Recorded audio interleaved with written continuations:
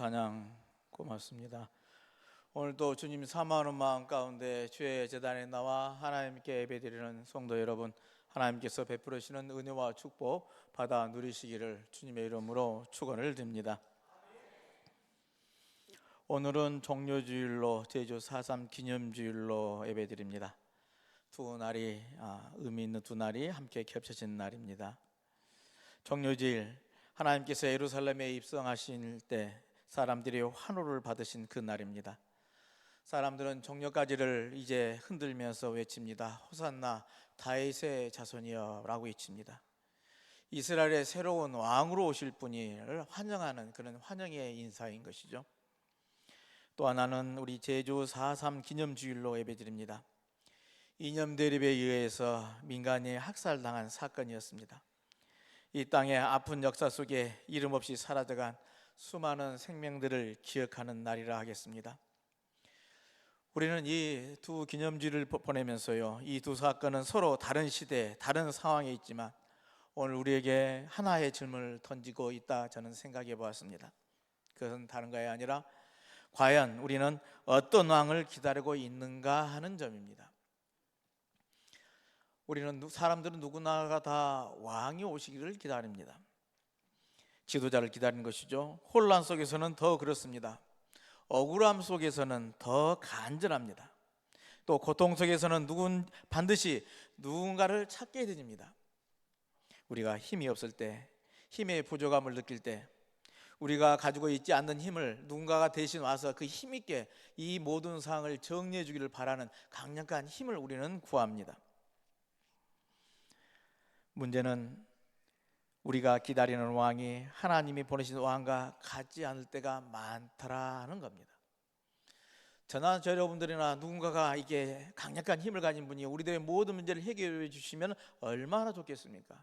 그런데 그 분이 우리들과 원하는 것이 아니라면 어떻게 하시겠는가 하는 것이죠. 오늘 우리에게 질문을 던져봅니다. 우리는 과연 어떤 왕을 기다리고 있는가 하는 점입니다. 사람들은 승리의 왕을 기다렸습니다. 그러나 하나님은 십자가의 왕을 우리에게 보내주십니다. 여러분, 만약 예수님이 오늘 우리의 기대와 다른 일을 하신다면 여러분들은 여전히 그분을 우리의 왕으로 고백할 수 있겠습니까? 내 뜻과 내 욕망을 해결해 주지 않는, 내가 기대하지 그 왕이 오셔서 이제 왕이 왔다 한다면 우리는 그를 정말 나의 왕으로 고백할 수 있겠는가 하는 겁니다. 오늘 말씀의 제목은 십자가의 왕 예수 그리스도입니다. 제목에서 십자가와 왕은 서로 어울리지 않는 말이기도 합니다. 우리들 알고 있듯이 왕은 권위와 영광을 상징하는 반면 예수님 당시의 십자가는 이제 당시 죄수를 매달아 죽이는 도구에 불과했습니다. 그런 의미의 수치와 패배의 상징이라 하겠습니다. 하지만 우리는 이 십자가에 못 박히신 예수님을 왕이요 그리스도로 믿고 고백을 합니다. 이게 우리 인간의 생각으로는 이해할 수 없는 은혜이고 신비라 할 것입니다. 오늘 우리에게 주신 이 세 본문의 말씀, 누가 참된 왕이고 또 그 왕은 어떤 방식으로 우리에게 구원의 길을 열어주신지에 대해서 우리가 묵상하고자 합니다. 오늘 말씀을 통해 우리는 이 십자가에 드러난 이 왕권의 의미를 다시 한번 깨닫고 사순절의 마지막 여정을 주님과 함께 동행하는 복된 삶이 되시기를 주님의 이름으로 축원을 드립니다. 오늘 구약의 말씀, 사무엘의 말씀은 나단 선지자와 다윗 왕의 대화입니다. 당시 이제 다윗이 어느 정도의 국정이 정리된 안정기에 접어들자요, 성전을 건축하자는 마음이 들었던 것이죠. 그 장면입니다. 오늘 본문에서 다윗은 평안한 궁에서 거함이다 보니까요, 한 가지 생각이 들었다는 겁니다. 오늘 본문 2절에 왕이 선지자 나단에게 이르되 볼지어다 나는 백양목 궁에 살거든 하나님의 궤는 휘장 가운데 있도다 하십니다. 이 말은 성전을 지어서 광야 생활을 중에 하나님의 임재를 상징했던 그 하나님의 궤를 이제 영원히 옮겨오고 싶다 하는 그런 마음의 표현이었던 것이죠. 그래서 다윗은 하나님을 위해 성전을 짓고자 이제 결심을 합니다. 이걸로 봐서는 얼마나 귀하고 아름다운 마음입니까? 하나님을 향한 사랑이 거기 있었고 헌신이 거기에 담겨져 있습니다. 신앙적으로도 칭찬할 만한 생각입니다. 어느 누가 이 하나님을 생각하고 자신의 이제 부에 누려서 만족하지 않고 하나님이 성전을 짓고자 하는 그 마음이 생겼겠는가 하는 겁니다. 그런데 하나님은 다윗의 계획을 그대로 받아들이지를 않습니다. 오히려 이렇게 말하죠. 네가 나를 위하여 집을 짓겠느냐, 내가 너를 위하여 집을 세우리라 하십니다. 여기에 신앙의 중요한 전환점이 일어납니다. 다윗은 하나님을 위해서 무엇인가가 하려고 했습니다. 하나님이 나를 지켜주고 돌봐주셔서 이 다윗 이 왕가를 만들어 주셨는데 이 이스라엘의 왕으로서의 하나님께 하고 싶은 생각이 다르다는 것이죠. 그런데 다윗의 이런 생각을 뛰어넘어 하나님은 이미 다윗을 위해서 더 큰 일을 계획하고 계시더라 하는 겁니다. 그러면서 주시는 약속의 말씀이 오늘 본문의 말씀이죠. 네 왕위가 영원히 견고하리라 하십니다. 이 약속은 단순히 다윗의 개인의 성공을 의미한 것은 아니죠. 장차 오실 메시아 예수 그리스도를 향한 약속의 말씀이기도 합니다. 이렇게 다윗은 이제 하나님이 머물고 성전을 계획했습니다마는 하나님은 이스라엘의 왕조를 세우시겠다, 다윗 왕조를 세우겠다 하십니다. 다윗은 건물을 생각했습니다만 하나님은 구원의 역사를 세우신다 하십니다. 다윗은 계획을 세웠으나 그 계획은 하나님의 뜻 안에서 새로운 언약으로 이어져 가게 하시더라는 겁니다. 이렇듯이 사람의 계획을 세워도 그 뜻을 이루어 가시는 분은 바로 하나님이신 줄로 믿습니다. 사랑하는 성도 여러분, 우리는 종종 이렇게 생각을 합니다. 나를 더 다독이면서 더 열심히 하고자 하는 마음으로 내가 더 헌신하면 하나님의 역사가 분명히 이루어질 것이다 라고 믿습니다. 또는 내가 준비되면 하나님이 일하실 것이다 라고 생각도 합니다. 그러나 성경은 반대로 말합니다. 하나님은 우리가 시작하기 전에 이미 일하고 계신다 하십니다.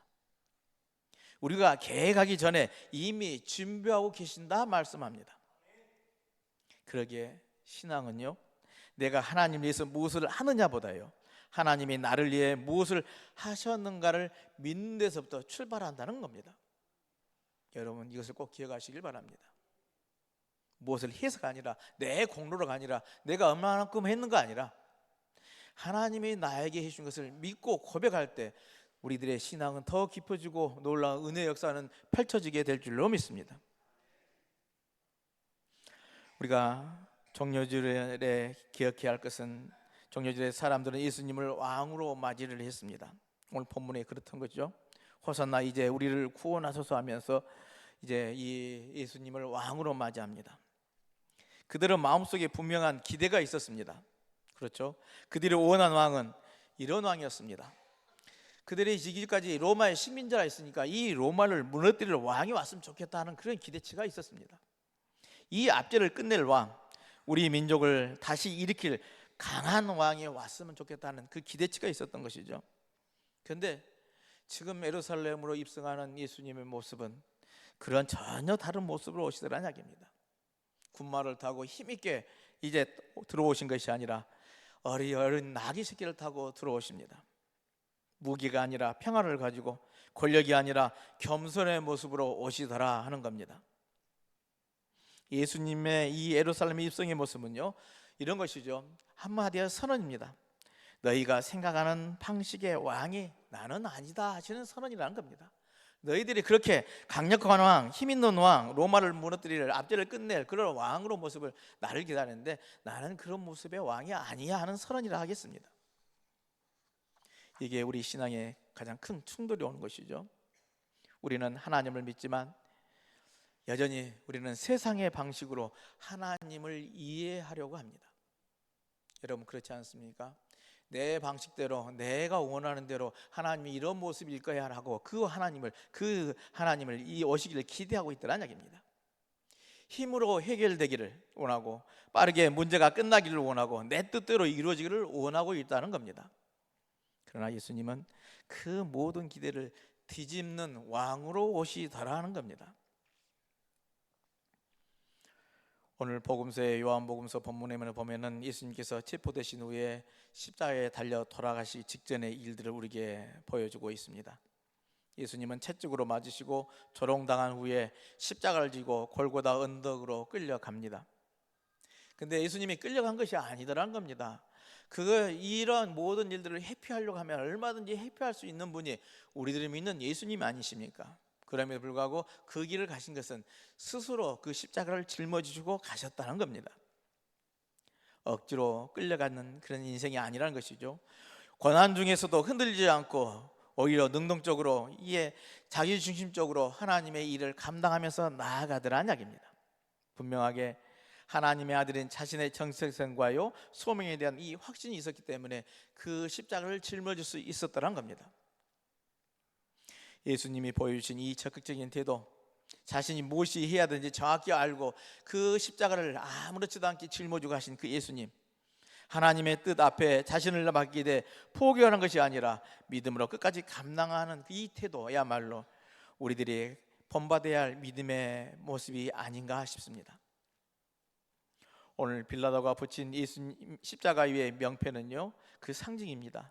유대인의 왕 나사렛 예수라 적혀 있습니다.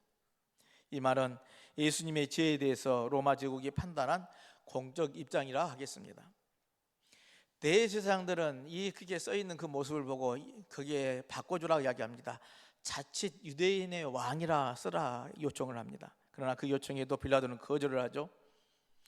대제사장이 요구하는 것은 분명하죠. 예수님을 조롱하려고 했다는 이야기입니다. 하지만 유대인 왕 나사렛 사람 예수라는 이 명패, 실제 참된 왕이신 예수님의 존엄을요 그들의 공개적으로 선언하는 현장이 되어졌다는 겁니다. 물론 예수님은 유대인들만의 왕이 아니라 온 세상 인류의 역사의 왕으로 오셨습니다. 결과적으로 이 명패는 예수님이 지배하고 군림하여서 통치하는 왕이 아니라요 스스로 자신을 희생함으로써 생명으로 이끌어가는 왕이 되어가지고 하나님의 구원을 온전히 이루기 위한 십자가에 달리셨다는 것을 극적으로 보여주신 하나의 상징물로서 이 십자가에 있는 명패가 되어지더라는 이야기입니다. 유대인의 왕 나사렛 예수라는 이름입니다.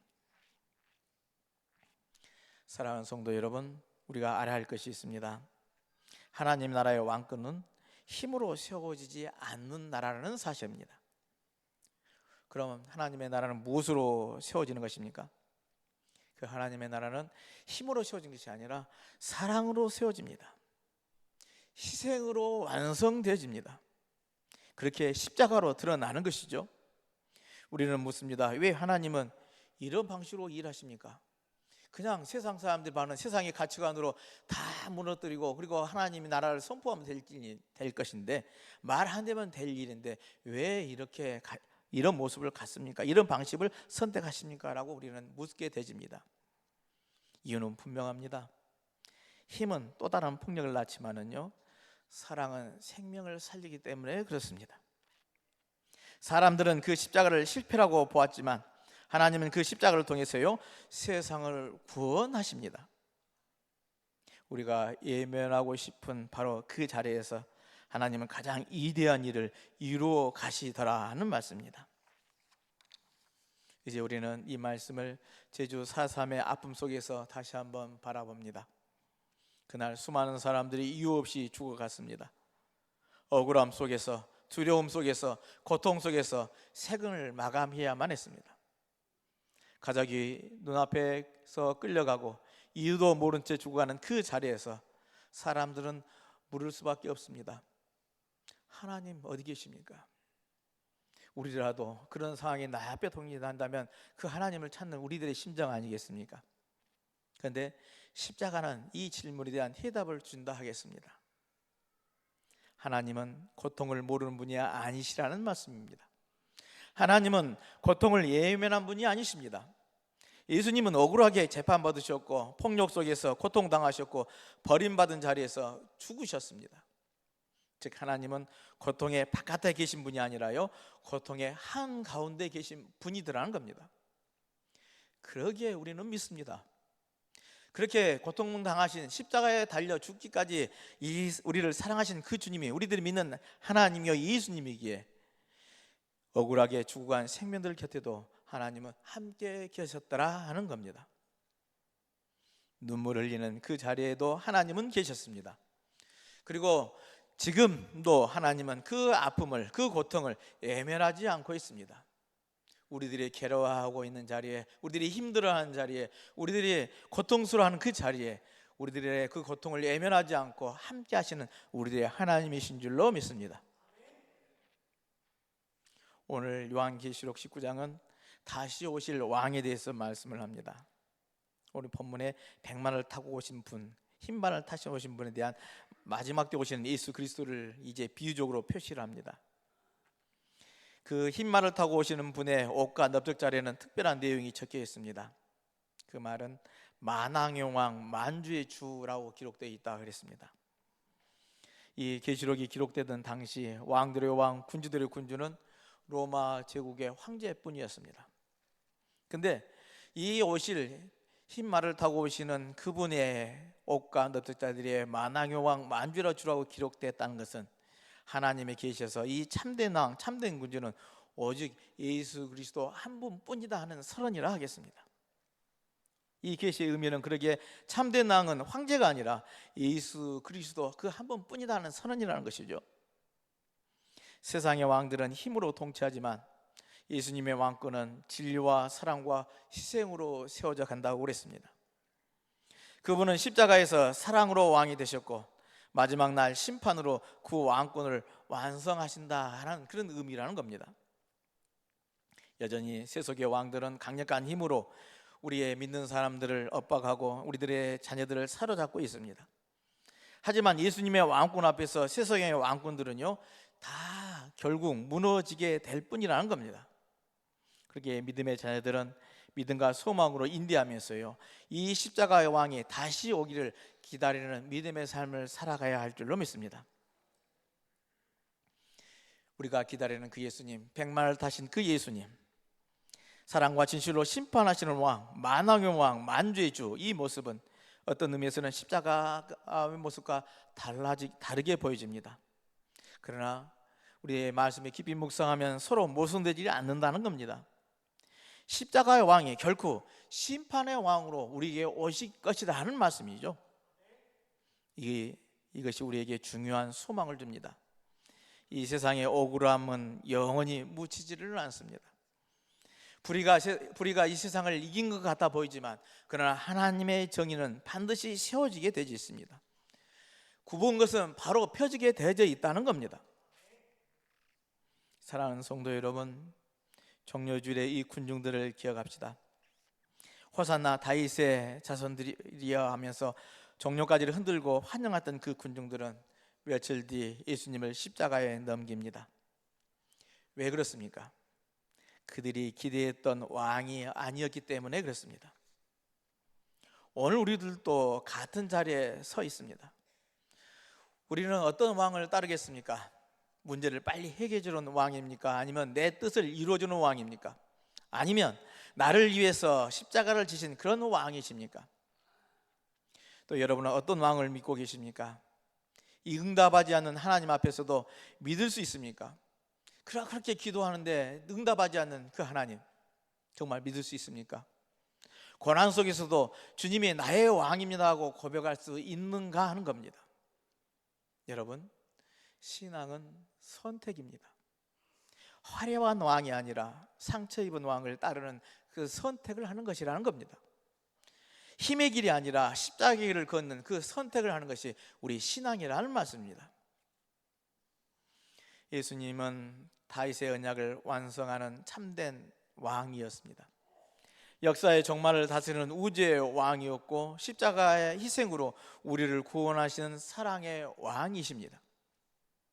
종려주를 맞이하는 우리는 이 예루살렘의 군중들처럼 힘으로 다스리는 왕을 기대하면서 일시적인 환호를 보내는 사람이 아니라 예수님과 함께 십자가 길을 걸어가는 참된 제자가 되어져야 할 줄로 믿습니다.